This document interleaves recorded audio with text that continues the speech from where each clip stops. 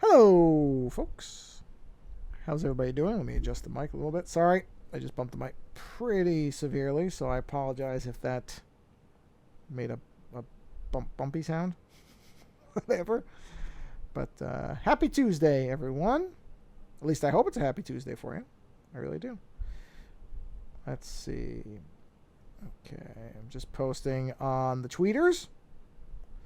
On the tweeters. There we go. Let me jump over to... Okay. And of course, I'm giving my requisite few minutes for people to join. I had intended to do a stream over... Actually, was I supposed to do it this weekend? I don't remember. No. I've kind of dropped down to 1 day a week. It's just worked out better. Which is not to say, because I was doing Tuesday, Thursdays, but maybe once the weather, it's just been really warm. And so even though this chair is much better, there's been some warm nights lately where I'm just like, whoa, man, this is, hold on, let me see if this works. Oh, good, it did. Okay. I was afraid that closing the laptop lid was going to cause this program to decide not to work, but no, it's fine. So anyway, so I kind of been, I was doing 2 days a week, but Thursdays have just been, typically it's just been something going on. So not that it really matters. I don't want to get too attached to doing certain days. And again, this is supposed to be a fun thing, so I don't want to make it too much like a pressure thing. But if a day comes up and it works out, I do feel kind of bad about not being able to do more early streams. It just never works out that way. So early relatively, obviously, because, people who are, let's see, I don't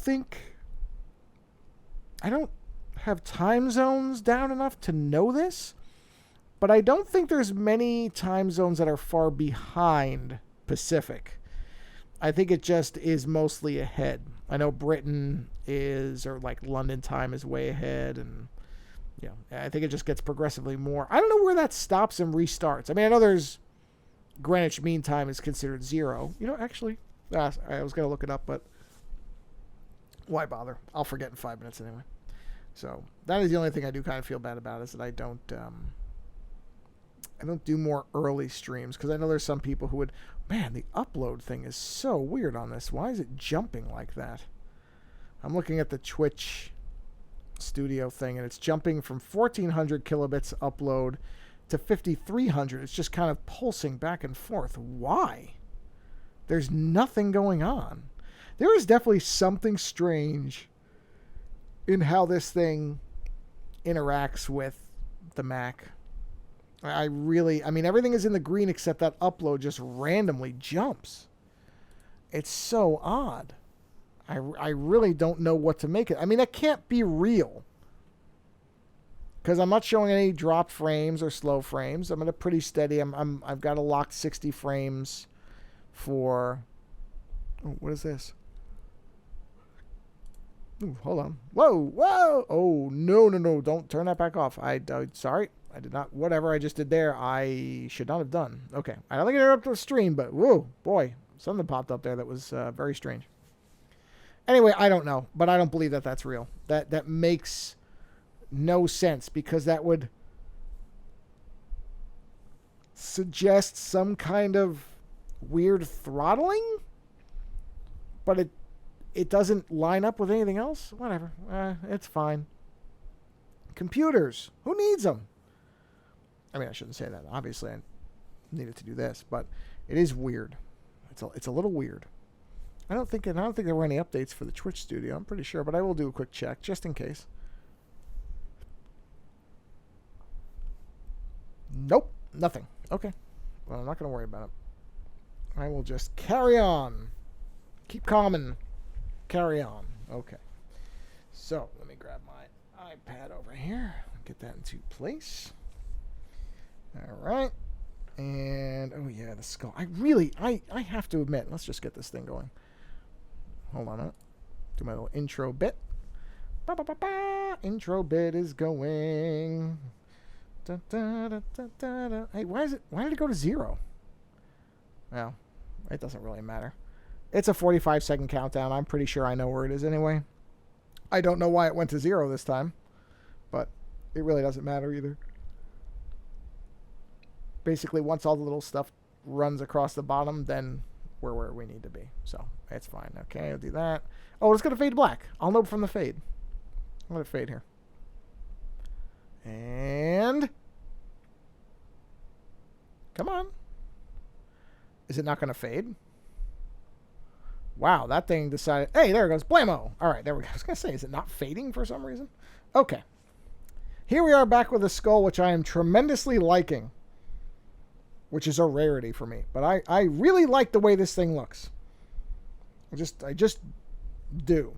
So I'm going to keep rolling on that. Sorry for the yawn. I don't know why I'm yawning. Actually, though, now that I say that, the yawn actually gave me an idea for something. Because I had the idea to have basically grays, which are the zeros or the O circles here.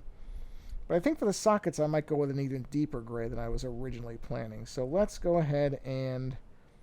Now, I always go back and forth on... No, I'm not. Why am I saying that? I'm not going to go back and forth on it. Black is always going to be the overriding color. It's just going to be. Black is the dominant color. Let's take a look here.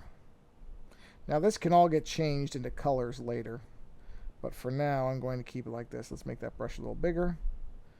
Because now, I mean, we're just coloring big areas. And then we'll start going with little detail lines. But I just want to kind of get a look at this and see how I like it with this darker gray. I can always lighten these up. So nothing about this is permanent, which is great. But I just feel like the sockets should be a little darker. Maybe. But if it's too dark, it might feel too close to the black. And I don't want to lose some of that crispy blackness, because I kind of like how that's looking. Oh boy, let's move that down a little bit. Oh no, don't do that. Move the brush down. So yeah, I gotta kind of figure out how I want this thing to work, because I do think it's important for the sockets, because originally I was just gonna have kind of flat grays across everything, but I kind of like the idea that the sockets do have. Okay, I just noticed an error. That doesn't look right. Is that the black? But that's black. No, that's a line. Hold on. Oh, yeah, look at that line. That line is bad. Bad line. Bad line. Okay, there we go. All right, so we're going to just take a quick look at this. That's not bad. I might lighten... You know what? I'm going to lighten that a bit. It's a little too dark for me, so let's bring it up 5%. That's better. I really don't want to lose that black detail in there. I really don't, because some of these blacks are just good, and I rarely say that about anything, so I'm encouraged by the fact that I like this thing. So we'll do this, and we're going to use that same 5% scale, maybe 10%. Let's see. You know, we'll use 10% on that. There we go. That's a good gray. That's what we'll use for the other dark areas. See, that way it's a good distance away from the other one. I can go ahead and do a there's not clear. There we go.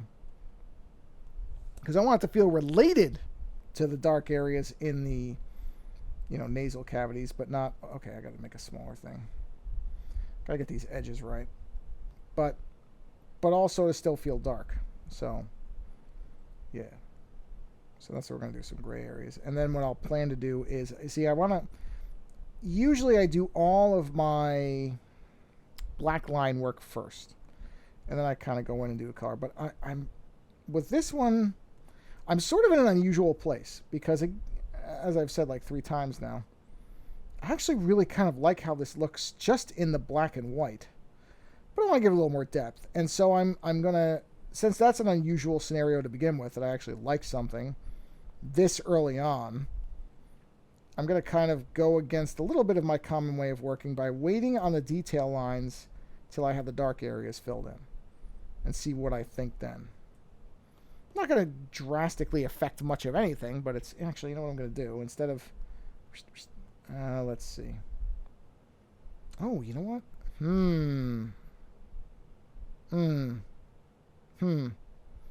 I think what I'm going to do is, I didn't think about this ahead of time. I think I'm going to do the upper teeth in this gray, and I think I'm going to do the lower teeth in this gray, the darker one. So we'll do that.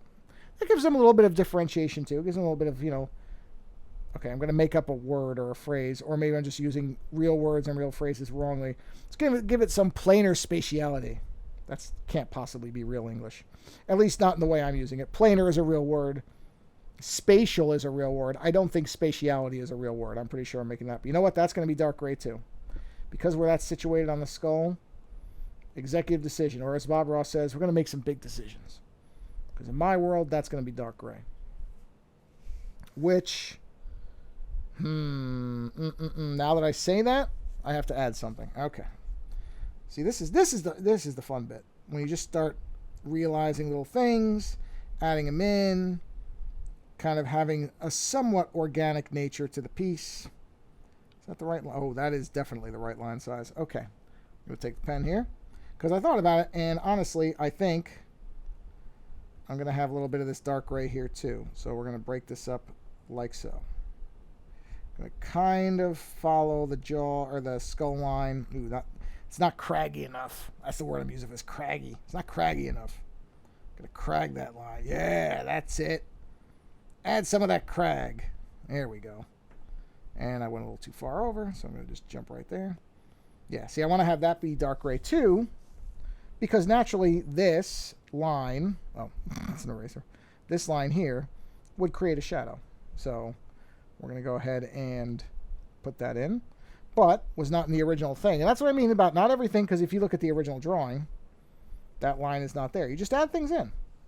Add things in where they seem like they should fit. Okay. That's going to be dark. That's going to be dark. Everything else is going to be the lighter gray. So we're going to go here. And then we're going to jump up to that gray layer, which is this one here. You know what? I should be. Let me start actually naming things. We'll call this blacks. And which means what I'm going to do is take this, take these layers, not that layer. We're going to group those together, and we're going to rename that to line work. See, this is where I usually am stupid, because I don't name my layers immediately. I do it after the fact, which just ends up with a lot of hunting and pecking. So when I say darkest, that allows me to have multiple grays if I want. And we'll call this mid-tone gray, or mid-tone gray is fine. I know what it means. Only I need to know what it means. And that allows me to very easily know where I am. So I think that's the color I sampled. It is. I'm on the mid-tone gray layer. So we'll put an X there. We'll put an X there. We already know we're doing the teeth. I don't need to do that again. I may color the teeth like a yellow, maybe a faded yellow. Don't know. Haven't made that decision yet. And this black here is probably going to change. I don't like it the way it is now. It seems like a weird little dolly mustache that got away from me. And that's not what I'm looking for in my skull. So that is one where I did it, and I'm pretty sure I don't like it. So, oh, did I really? I made that? No, it's fine. It could be gray. I don't really care. Yeah, let me work something out with that. This is bothering me massively. So let's go ahead. We know this isn't going to stay here. It's just not. It initially looked fine, but I don't like it. So what I'm going to do instead is, and I think that means I'm going to get rid of this too. I think instead what I'm going to do is I'm going to create a separate set of lines. Okay, so we're going to find that line.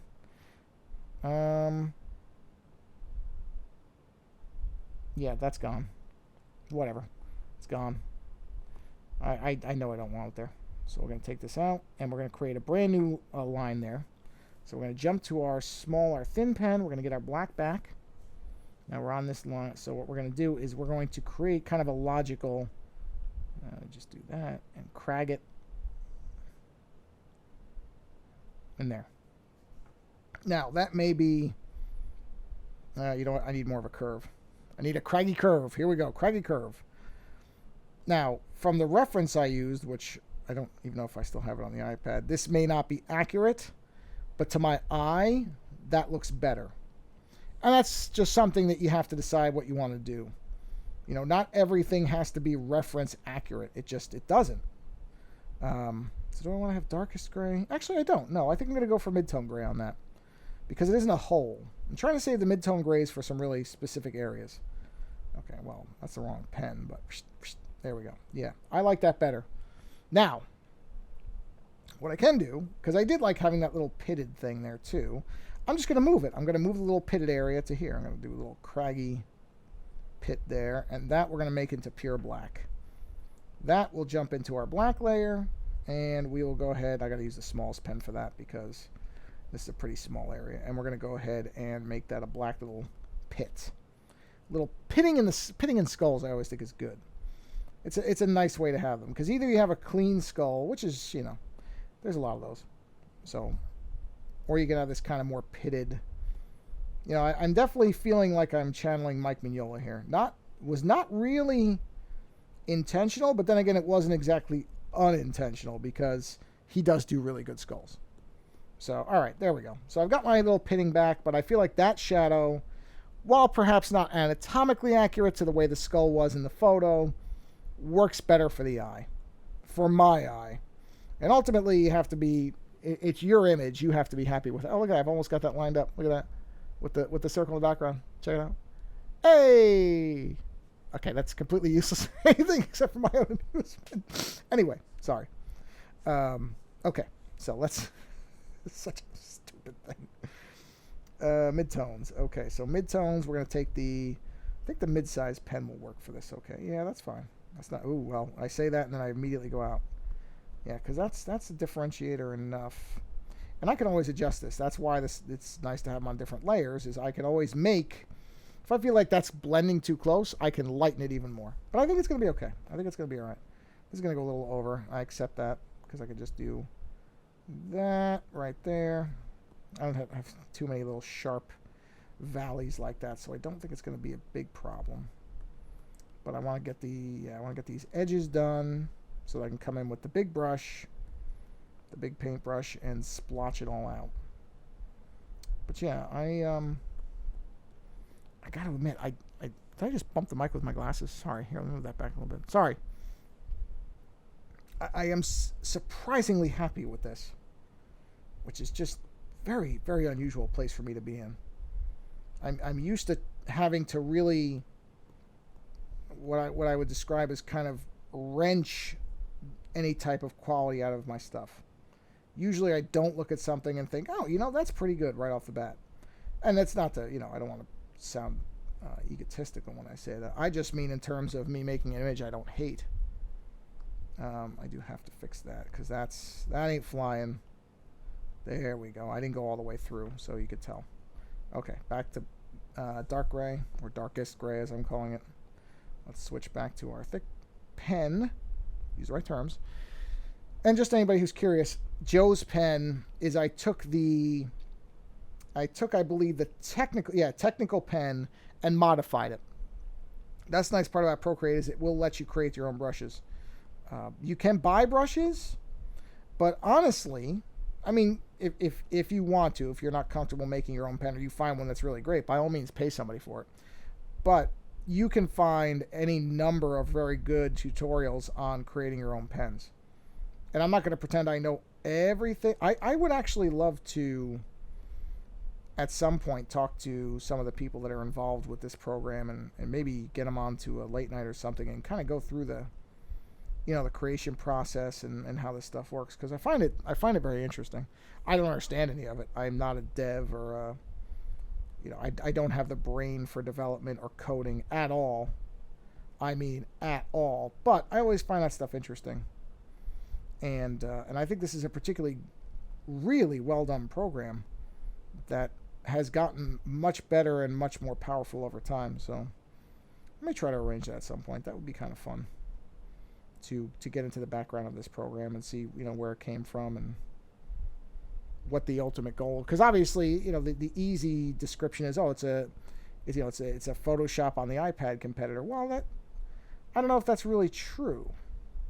I don't know if the people behind it regard it that way. That's a simplistic description that is accurate, but it may be that, I don't know. There's lots of different reasons people do things. And I think it's very easy to categorize it as, they were just trying to make when Photoshop was not on the iPad, they wanted to have Photoshop on the iPad. Except that Photoshop is on the iPad now, and I barely ever use it. Now, I use Photoshop all the time on my desktop machine. And there are certain things that, I love Photoshop. I've talked about this before. I know people get very upset at Adobe and their subscription program, and Don't get me wrong. How do I phrase this properly? Because this is a very, very debatable type of point. Because I've said before, and I absolutely believe it, that an artist owes nothing to anybody but themselves. Ultimately, because people say, well, the art belongs to the viewer. No, it doesn't. Interpretation does.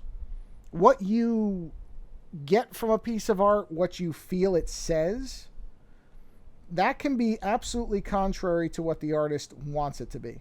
And I don't think any artist should tell somebody that looks at their art, excuse me, and infers something different than they do that they're wrong, because what makes art so powerful and wonderful is that it can have so many different meanings to different people. And of course, that's because so much of art and our reactions to it are not really the artwork, or well, not solely the artwork. I shouldn't say not really the artwork. That's not really fair. It's as much what we bring to the art as the art itself. And that's why, that's what I mean about, I don't think an artist can tell somebody, because let's say the artist made it to, I don't know, work out the demons of a broken marriage that impacted their childhood. To that artist, that's what that art is always going to be. And nobody can tell the artist they're wrong for that being the meaning. But if somebody else sees it and what they feel is, I don't know, they see the, I don't know, what can I come up with that's an abstract concept? What they see is the pain of being orphaned, of losing both parents to a tragic accident. Artists can't tell you, no, you're wrong. That's a different type of pain. Or if conversely, you look at, because I've looked at things that some people find very ominous and desolate and depressing, and I think they're awesome. I think they fill me with a sense of joy. Now, that could be because my brain is broken. Who knows? But also, the artist can't tell me I'm wrong and that I'm supposed to feel depressed by looking at their work. I mean, they can say that, but it doesn't mean anything to me because it's my perception of the work. And this is, I know I started talking about Adobe and I got way off track because I'm just trying to kind of give a reference point or a perspective point of where I'm coming from here. Adobe at this point is so far ahead of everybody else. And okay, that's fine. You want to debate that point, go for it. I'm not telling you that you're right or wrong for that either. But in my estimation, Adobe has no competition. They are much like Apple with the iPad. They are too far out in front, and they at this point are still a company that appears to want to keep doing things that are groundbreaking and empowering. Now, you can, again, a lot of people don't like Adobe's subscription model compared to their old perpetual license model, or their software license model where you bought it, you own that version forever. Adobe has certainly at times pushed through updates that have caused serious problems, which is more a symptom of the subscription model of software than necessarily Adobe, but whatever. It's the responsibility of the company whose name is on the product. So I get that. So there's a lot of people who are very upset. Do I think that Adobe should? Well, they've said that Adobe that Photoshop on the web is going to be free. So I think I talked about this in a 5. Did I talk about it in a 5? I may have. Where I said that may go a long way to, all right, I'm going to try to use this word. Pretty sure I've got the word right. I don't know if I'm going to get the pronunciation right. That may go a long way to ameliorating, hope I pronounced that right, some of the ire that people have.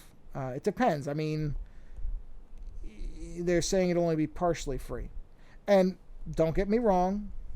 I know that somebody will inevitably say, no company of any kind owes anybody anything except for, I guess, their shareholders, which, let's not get into how warped that is. But yes, that is technically true.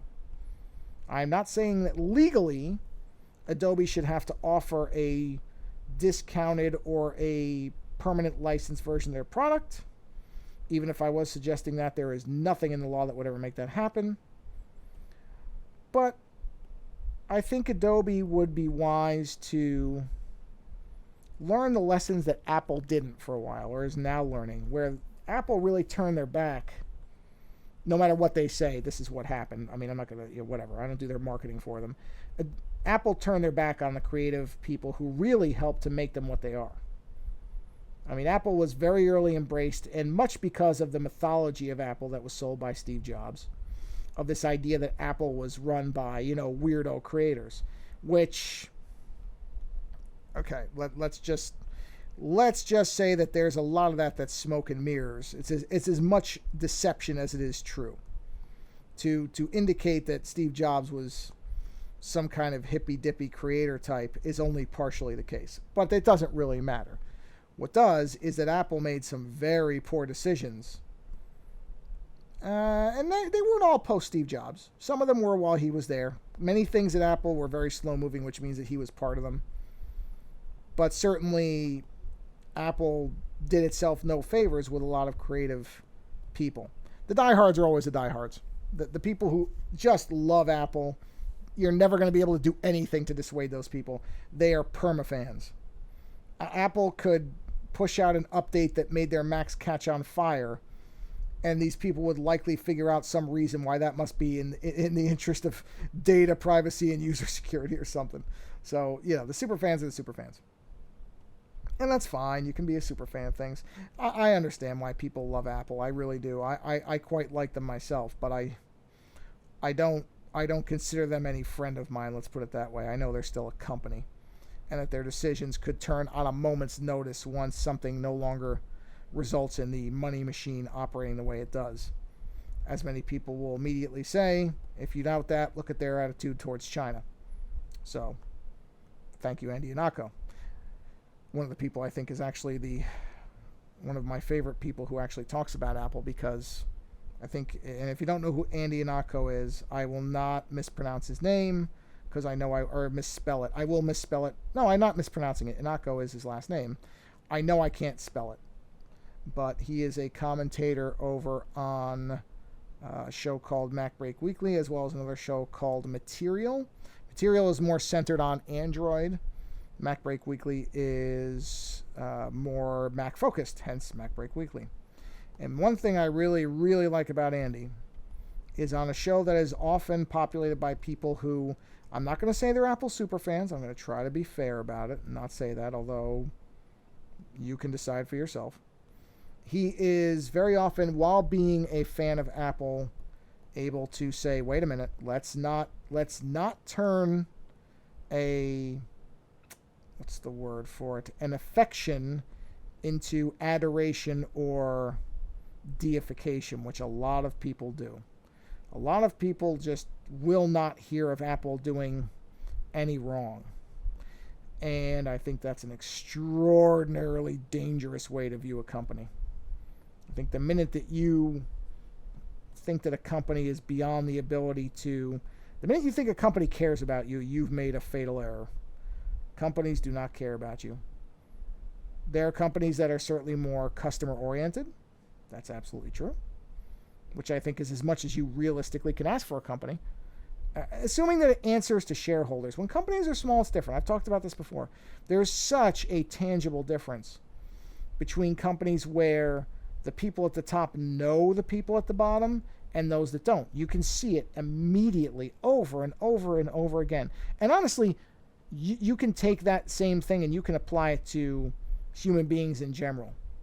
Once human beings, people, become numbers, abstractions, once you can't see them as people or connect with them as people or empathize with them as people, that's where 99% of our problems come from. Honestly, you could solve a lot of things.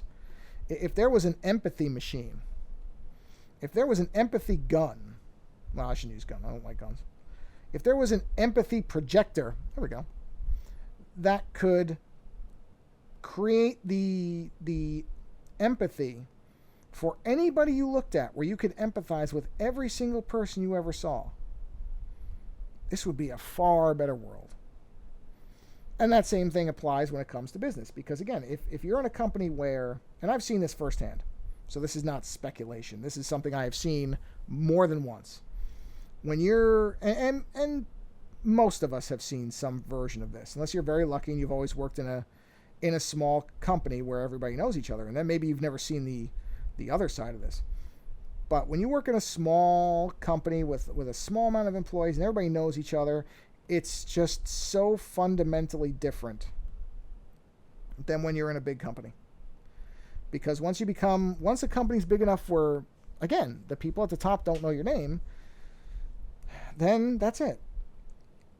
Where did I go from Adobe to this? Oh, because I was talking about, man, I don't remember how I got to this. I started off by basically making the point that the free version of Photoshop might be the smartest thing that Adobe could possibly do, because it may... God, how did I get to... Oh, no. How did I get to... I don't remember. I don't remember how I got to... I don't know how I got to Apple from Adobe. If I go back and listen to it, I'll know, but I don't right in this moment know, because my brain is Swiss cheese. But in any event... Oh, so I'd like to talk to the people at Procreate to find out if Procreate really came from essentially just trying to be an anti-Photoshop. It may have started out as something like that. It may have started out where there were a couple of people who were saying, you know, Adobe doesn't have anything on here. They basically have a dominant stake in every other space. If we can get in here and be a better version of Adobe, and then maybe that's always been the driver behind it. Maybe that is the actual impetus to keep Procreate going, is just to continually stay ahead of Photoshop. Or it may have started out that way, and then once the product was out and they started looking at it, they realized that maybe it was something different. Something certainly parallel to Photoshop in many ways, but also a separate thing. I'd actually be curious if they're working on some kind of vector-based thing too. I would be curious if they're looking at some Illustrator alternative. I mean, you would have to think that they would have at least considered it. And honestly, I would love to see that, because I really do think this is probably, I mean, this is the, without even any doubt, if there was a way to run metrics and see which app I've used the most, and maybe there is, I don't know if there is, I'll have to look it up, this would I dominate everything. Nothing would even be close to Procreate. This is what I generally do with the iPad. You know, outside of short searches and sometimes, you know, we run the Bob Ross videos off these when we paint, although I think we're gonna move that to an old laptop, because frankly I'm so protective of this thing that when we do the painting, I cover it in saran wrap to keep paint from getting into any of the ports or anything around the screen, and so it makes it very hard to see because it's so reflective in the sun that it's really pretty horrible. So I think what we're going to do is, there's an old laptop that I think we can utilize that I figured out is actually working, and it's like a 10-year-old machine, but it'll be perfectly fine for playing YouTube videos. So that's probably what we're going to do for that, and that way I don't have to cover this thing in saran wrap, which is just, it's laughable if you were to see it, but I don't want this thing to get messed up. I'm extraordinarily protective of my iPad because I do so much on it, like this. This is my primary creation engine. The creation engine. Ooh, what a good name for a device that would be. The creation engine. That would be fantastic. What are we looking at? Oh, okay. So we've got a little time left. We've got some time left, so we can keep going on this. That's another thing I'm really trying not to go too far, and you know, I'm being a little smart about how I'm holding my iPad, because I'm aware that, you know, I'm at that midpoint of age where it's sitting here going, okay, things that are not good for you are going to have longer lasting effects now. It's going to take longer to recover from things. Things will not go away the same. Your body will not tolerate the same stuff. Actually, I was looking in the mirror today. Not that I really care, but I went, oh yeah, look at that. I got the lines around the eyes thing happening. That's it. The party is over as far as youthful appearance. It is done. Because I'm starting to see those lines, like the one good sized deep fold around the corner of the eye, and that's it, man. Once the rock starts down that hill, it's just gonna keep going faster and faster. So now I just looked at myself and I went, oh, that's it. It's over with. Any type of youthful appearance is finished. I mean, not that I had much left anyway. With my hair going as gray as it is, and you know, there's a point where even without lines in your face, age becomes apparent, which is sort of a weird thing, because there are people who you can tell their age from the lines right away. There are people who end up with very lined faces, and so that makes that a lot easier. But you can also tell it without it. You can, I mean, outside the obvious, it would be obvious even if my face was flawless that I wasn't 18, but, you know. So I'm being a little bit smarter about, that's a long-winded way of saying I'm being a little bit smarter about how I'm positioning my hands when I hold the iPad so as not to stress them too much, because I do not want carpal tunnel. I don't want, neuropathy. I don't want to be knocking my nerves out by putting undue pressure and whatever on them. So I'm trying to be a little bit more conscientious about what I'm doing. A little bit. Not, I'm sure my posture is probably not fantastic, but, you know, one thing at a time, But, yeah. So, yes, that will, using a laptop instead of the iPad, I think it's going to be a lot better for the pop raw stuff. Yeah, because then if it gets windy and I have the iPad propped up, I'm like, oh, don't fall over. My precious, don't fall over. I mean, I do. I treat this thing like the One Ring. Because, you know, I have so much stuff on it. And not even photos or anything. I don't do any of that stuff with the iPad. No videos, no photos, no nothing on this thing. It's pure artwork. But even that, I'm just like, man, I don't want to lose it. Because I back it up pretty regularly, but I don't pay for the iCloud backup. I'm already paying for Carbonite. I have a machine that has a dedicated hard drive. I don't really want to be paying for a third thing, you know? I've got a box account. It's like, how many accounts do you need to back everything up? Like, I get it, but there's a downside to that too. Like, I very much feel like 3 backup locations is perfect. Start doing more than that, and you start having versioning issues. You know, if you ever want to rename something, you got to be very careful about how you do it. Which, don't get me wrong, it can be done. It's not some kind of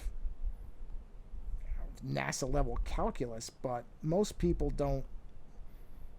And even I, you know, as meticulous as I can be, I've made errors like that. So I think 3 locations is one on-site location and 2 remote locations is really kind of the magic thing for me. That's where I found most of my stuff is well suited. 3 areas. 2 wasn't quite enough, but 3, I don't need more than 3. And that's kind of where I've landed with it. But even so, I wouldn't want, man, if my iPad died on me, oh boy, that'd be a rough few days as I desperately ordered another one. I could probably do without it for a few days, but I really wouldn't want to. Because there are times where I just jot down ideas, and some of them just sit there and I don't do anything with them for a long, long time. But I just know they're there, so to lose that stuff would be... Not that I really think, if the iPad were to fail, boy, I doubt it would be that catastrophic where it would be unrecoverable. I don't go swimming or any stupid stuff with it. You know, I don't do anything careless with it. Never dropped it, at least not yet, knock on whatever. So, I would want to be kind of careful with it. I am very careful with it. I mean, I don't even, when we paint, I will basically take turpentine to my hands before I'll even touch the iPad rather than risk getting any paint on it. So, I am very conscientious with this thing. Very careful. Alright, let's see here. Where are we time-wise? Yeah, we're getting close. So, can finish out the grays. And then I got to figure out if I'm going to leave the rest of the skull to be a flat white. And you know, the other benefit of not doing this for too long, too, is I find that when I look at a certain piece that I'm working on for too long, I start to kind of lose the ability to see it, if that makes sense. Because I've been working on pieces of it too long. I've done that with painting, where there's a painting where I was sure it was terrible. And now my habit is if I really don't like it, I walk away from it for 10 minutes. 10 minutes where I do not look even in its direction. And then go back and look at it and see if I still don't like it as much. And almost all the time, I may not exactly love it. I'm not going to pretend that that works and makes me love every painting I've ever done. It doesn't. But what it typically does do is it allows me to evaluate it more objectively, and I end up not hating it as much. May not love it, but generally then don't hate it. So I find that beneficial. Okay, let's switch to this. And let's do the teeth. Let's see here. And we'll do the big areas, and then I think I will wrap this one up for tonight. Da-da-da, teeth. But as I'm finishing up here, started watching the X-Files with my wife. She's never seen it. Have to figure out where to stop, because I know we're not watching all whatever, however many seasons. I remember it going very badly late. So we will not be going all the way. I'd rather leave her with a good impression of that show than a bad one. Might stop at the movie. I've done that before, where I've watched it up to the movie and just stopped. And I know people will say, well, yeah, but it doesn't explain everything. You know what? It explains enough. And I don't need a show to be completely over with. I don't need all the answers. I think that the movie sets up this nice idea that, you know, and spoiler alert, I guess, if you've never seen the movie, but it's from 20 plus years ago now. I just like the idea that at the end, Mulder and Scully are back together again. That's enough for me. I'm a simple guy. I don't require much. I like characters I like to be happy together. And I know that's not how the world works, but you know what? That's not how the world works, so that's how my fiction can work. I like happy endings. Yeah, not all the time. I can sustain a bad one too. But I'm okay if they're mostly happy endings at this point. I'm okay with that particular approach to fiction. Alright, let's seal that off. And we'll bring in the big brush. Let me just seal the sharp areas, because those are going to be a little tough. So like this. Or maybe not that. That probably would have been okay. Yeah, but that wouldn't be. This would probably be a little rough. Okay, seal that up. And any other more sharp areas? Is this like right? Yes, it is. Okay, I gotta do this. Let's get this one done. Okay. Alright. Okay. Alright. There we go. There we go. Okay, okay. Seal that. Is that a little black line right there? Hold on. Looks like it might be. It is. Gotta get rid of that. Done. Back to midtones. Thank you, midtones. Okay, we can jump to the big brush. And we can go ahead and fill that in. There we are. Very nice. Yep. Get that, get that. Okay. And because this is under the darkest grays, I don't have to worry about veering into that. So we have a lot of freedom there. Okay. Yes, and I also have to end shortly because my dog clearly needs to go outside. And I don't want her to have to hold it. I don't think that's very nice of me as a pet parent to make my dog have to hold her bladder if she has to go. I know I don't like to have to do it if I'm stuck in a car or something, so it's really not fair for me to make her do it. And we're pretty much at the end in here of where I wanted to be on this anyway. Yeah, I'm going to mess around with these grays. I feel like maybe they're still a little too close. But in general, I can turn off. Where are the circles? Where are the circles? Where are the circles? Wait. Wait a minute. Are the circles in here somewhere? Oh, they're there. Oh, look at that. Look at how foolish I've been. Do that. I didn't realize the circles were on the black layer. I really didn't when I did this. It doesn't really matter. I'm just erasing them, so it's okay. And any one of the ones that were black are going to get covered up, but it's just very funny that I didn't even realize I was doing it on the same layer. That's okay. Let's get rid of that. We'll get rid of that. And... oh, really? Now? Now you go away? Hold on. It'll come back. I'm just erasing the circles anyway, so you're not really missing much of anything. Don't worry. Come on, really? Oh, jeez. Are you kidding me? Oh, there it goes. I was going to say, come on. All right. Anyway, sorry. Okay, let's do that.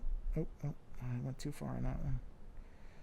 Sorry, this is a pretty big brush. I should probably have made this slightly smaller for this part, but it's okay. It's not a big deal. And now that the thing just failed, so that's probably also a sign that, all right, buddy, wrap it up, because I'm just going to stop working now, which is, you know.